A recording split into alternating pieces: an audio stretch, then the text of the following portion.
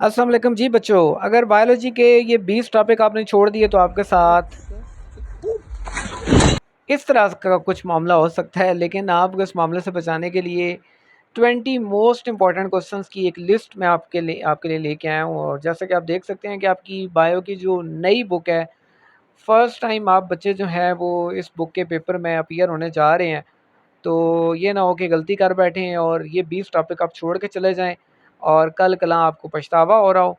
इसलिए बगैर वक्त ज़ाया के शुरू करते हैं अपने 20 टॉपिक की list. Topic number 1 that is cell signalling.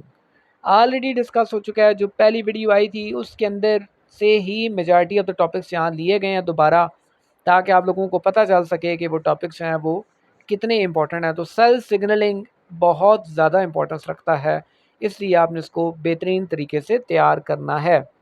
Topic number 2 की बात करें तो बहुत सारी ऑर्गेनेलिज़ जो हैं वो इम्पॉर्टेंट हैं, जिस तरह एंडोप्लाज्मिक रेटिकुलम या लाइसोसोम। लेकिन इस दफ़ा जो मैट्रिक के पेपर में भी आई थी वो गोल्जी बॉडीज़ आई थी, यानी गोल्जी कम्प्लेक्स आई थी। तो आप लोगों के पेपर में भी गोल्जी कम्प्लेक्स के आने के बहुत ज़्यादा चांसेस हैं। इसकी डायग्राम को भी बेहतरीन अंदाज से कर लेना है, इसका स्ट्रक्चर देख लेना है और इसके मेन फंक्शन की एक लिस्ट बना लेनी है। 2-3 फंक्शन, जिस तरह पैकेजिंग, वेस्ट मटेरियल को रिमूव करना, इंट्रा सेलुलर ट्रांसपोर्ट, इस तरह के कुछ इंपॉर्टेंट फंक्शन है इसके, जो कि आपने इसके नोट कर लेने हैं। Topic number 3, properties of water. अब वाटर की नंबर ऑफ़ प्रॉपर्टीज़ जो हैं वो आपकी कोर्स में, आपकी बुक में दी हुई हैं। और ये टॉपिक आपने केमिस्ट्री के अंदर भी ये टॉपिक अक्सर पढ़ा जाता है। तो बायो के अंदर भी ये टॉपिक है, जैसे स्पेसिफिक हीट ऑफ वेपोराइजेशन है, हाइड्रोजन बॉन्डिंग है। तो इस तरीके से वाटर की डिफरेंट प्रॉपर्टीज़ दी हुई हैं, आपने ये टॉपिक भी उसी सेंस में करना है और अच्छे तरीके से इसको प्रिपेयर कर लेना है। अगर हम बात करें टॉपिक नंबर 4 की, तो that is related to proteins. Protein के टॉपिक को ऑलरेडी आपको बताया जा चुका है और बार बार आपको बताया जा रहा है कि भाई प्रोटीन जो है वो जिस तरह बॉडी के लिए इंपॉर्टेंट है, उसी तरह एग्ज़ाम के लिए इंपॉर्टेंट है। तो नो चॉइस, प्रोटीन को नहीं स्किप करना, आपने किसी सूरत नहीं स्किप करना। इस टॉपिक को अपनी डिटेल से कर लेना है जी। प्रोटीन का बेसिक यूनिट, अमाइनो एसिड का स्ट्रक्चर कैसे होता है, then primary, secondary, tertiary, quaternary, ये जो स्ट्रक्चर्स हैं प्रोटीन के, आपको डायग्राम तो आप ऑब्वियसली उसको बना ही सकते हैं, इतना ज़्यादा कम्प्लेक्स तो है कोई नहीं। लेकिन स्ट्रक्चर में मेन डिफरेंस आपको बॉन्ड्स जो हैं उनका, बॉन्ड्स का डिफरेंस आपको पता होना चाहिए। Then topic number 5 that is related to enzymes. तो एंजाइम्स मैंने 2 टॉपिक जो हैं वो यहाँ लिए हैं। 5वां टॉपिक और छठा। 5वां जो है वो कैरेक्टरिस्टिक्स ऑफ एंजाइम है, जो कि बहुत ज़्यादा इंपॉर्टेंट है, आप मैट्रिक में भी आप कर चुके हैं। और दैन जो छठा टॉपिक है वो इनहिबिशन ऑफ एंजाइम है। अब एंजाइम में रिवर्सिबल, इरिवर्सिबल, ये सेकेंड ईयर केमिस्ट्री के अंदर टॉपिक था, अब इसको बायोलॉजी फर्स्ट ईयर के अंदर लेके आया गया है। तो ये टॉपिक भी आपने ज़बरदस्त अंदाज में तैयार करना है, क्योंकि ऐसा लो बेस्ड है, यहाँ से टेक्निकल सवाल भी बन सकता है। टॉपिक नंबर 7 की बात करें तो ग्लाइकोलिसिस, और साथ मैंने इलेक्ट्रॉन ट्रांसपोर्ट चेन का जिक्र भी किया है। ईटीसी को आपने देख लेना है, अगर तो फॉर्मेटिव है तो दैन तो ज़रूरत ही कोई नहीं है, लेकिन समेटिव अगर है तो आपने इसको मस्ट करना है, क्योंकि दोनों में से कोई एक लॉन्ग क्वेश्चन की शक्ल में आ सकता है। देन हम बात करते हैं जी बैक्टीरिया फेज के बारे में। तो आपने लाइफ साइकिल इसका कर लेना है जी, होस्ट गेस्ट और मास्टर स्लेव, दोनों जो रिलेशनशिप्स हैं दोनों आपने करने हैं, मस्ट मस्ट करने हैं जी, बेहतरीन अंदाज में करने हैं। पेपर पॉइंट ऑफ व्यू से बहुत ही ज़्यादा इंपॉर्टेंट है, लास्ट ईयर ये क्वेश्चन आ चुका है। अगर हम बात करें टॉपिक नंबर 9 की, तो दैट इज़ एड्स यानी HIV वायरस। तो HIV जो है वो उसका भी लाइफ साइकिल कंप्लीट काफ़ी कम्प्लेक्स है। अगर आप बच्चे बेहतर समझें तो कोई इस पे वीडियो जो है वो बनाई जा सकती है, किसी एनिमेशन के ज़रिए आपको समझाया जा सकता है, लेकिन इस टॉपिक को आपने लाजमी करना है, स्किप नहीं करना। टॉपिक नंबर 10 की बात करें तो ये एक ऐसा टॉपिक है कि जब हम लोग जो है वो FSC में थे तब भी ये टॉपिक जो है वो इम्पोर्टेंट था, यानी ब्लू ग्रीन एल्गी या साइनोबैक्टीरिया। तो इसके वेज ऑफ रिप्रोडक्शन भी आपने करने हैं।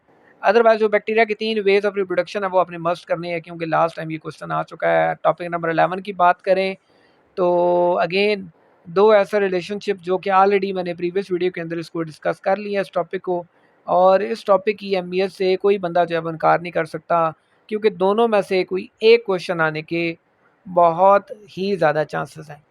अगर हम बात करें टॉपिक नंबर 12 की, तो that is monocot versus dicot. तो भाई डिफरेंसेस की एक लंबी लिस्ट है, आपकी बुक के अंदर डिफरेंसेस मेंशन है, नहीं मिल रहे तो भाई कहीं से भी गूगल से उठा लें, लेकिन डिफरेंसेस आपने करने हैं। मोनोकॉट डाइकॉट आसान सा सवाल है, मस्ट करना है। देन टॉपिक नंबर 13, 2 टॉपिक मैंने यहाँ मिक्स कर दिए जी, ट्रांसलोकेशन और ट्रांसपिरेशन।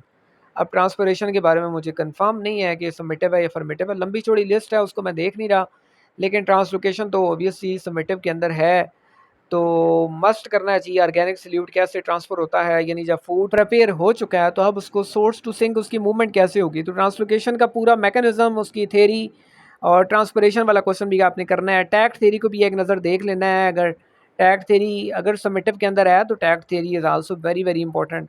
अलबत्ता ट्रांसपोरेशन वाला टॉपिक आपने देख लेना है, स्टोमेटा और बाकी फैक्टर्स किस तरह इफेक्ट करते हैं। टॉपिक नंबर 14 की बात करें तो यहाँ मैंने मेंशन कर दिया कि भाई ऑलरेडी ये जो प्रीवियस वीडियो है उसको आपने देख लेना है, वहाँ मैंने 3 से 4 टॉपिक बल्कि 5 एक टॉपिक मैंने मेंशन किए हैं वहाँ पे, लेकिन उसमें से कुछ फॉर्मेटिव थे, बच्चों के कमेंट्स भी आए थे तो मैंने बाद में खुद भी वेरीफाई किया, लेकिन जो सबमिटिव वहाँ पे मेंशन मैंने किए हैं प्रीवियस वीडियो के अंदर, आपने वो फाइलम्स कम अज़ कम लाजमी कर लें।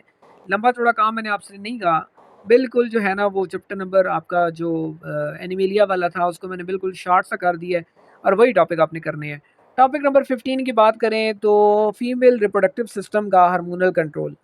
अब ये एक ऐसा टॉपिक है, मेल और फीमेल दोनों में से फीमेल रिप्रोडक्टिव सिस्टम जो है वो मैंने यहाँ पे पेपर पॉइंट ऑफ व्यू से चूज़ किया है कि ये पेपर में आने के ज़्यादा चांसेस हैं। नेक्स्ट हम बात करें चैप्टर नंबर टॉपिक नंबर 16 की, दैट इज़ एपिस्टासिस। तो एपिस्टासिस जो है वो इंतहाई एक टेक्निकल जो है वो क्वेश्चन है, लेकिन समझ आने वाला है, कुछ ज़्यादा उसमें मसला परेशानी आपको नहीं होगी, लेकिन इसके पेपर में आने के बहुत ज़्यादा चांसेस हैं। टॉपिक नंबर 17 की बात करें तो that is related to colour blindness. अब कलर ब्लाइंडनेस के बारे में आपने सिर्फ कुछ सिंपल सी मालूमात नहीं ले लेनी कि कलर ब्लाइंडनेस जो है वो क्यों होता है, बल्कि आपने उसका जेनेटिक पर्सपेक्टिव है, आपने उसको इस सेंस में लेके आना है और इसकी पेडिग्री को समझना है कि ये किस तरह से पेरेंट्स से आगे बच्चों में ट्रांसफ़र होता है, कौन सी जनरेशन स्किप होती है, किन में इसके ज़्यादा चांसेस हैं, क्या मेल या फीमेल के अंदर इक्वल चांसेस हैं, या क्या इसका सीन है। ये टॉपिक आपने डिटेल से करना है, इंटरेस्टिंग टॉपिक, आपने लाजमी उसको करना है जी। बात करेंगे टॉपिक नंबर 18 की, दैट इज़ डीएनए रेप्लिकेशन, और उसके साथ मैंने एक टॉपिक मेंशन किया है जेनेटिक कोड। तो डीएनए रेप्लिकेशन नो डाउट बहुत ही ज़्यादा इंपॉर्टेंट क्वेश्चन है, और इंपॉर्टेंट क्वेश्चन से ज़्यादा इसकी डायग्राम जो है वो इंपॉर्टेंट है। तो डीएनए रेप्लिकेशन पे तो कोई चॉइस है ही कोई नहीं, कोई इसमें मेरे ख्याल में तो ये ऑलमोस्ट 95% इसके चांसेस हैं कि ये पेपर के अंदर आया हुआ है।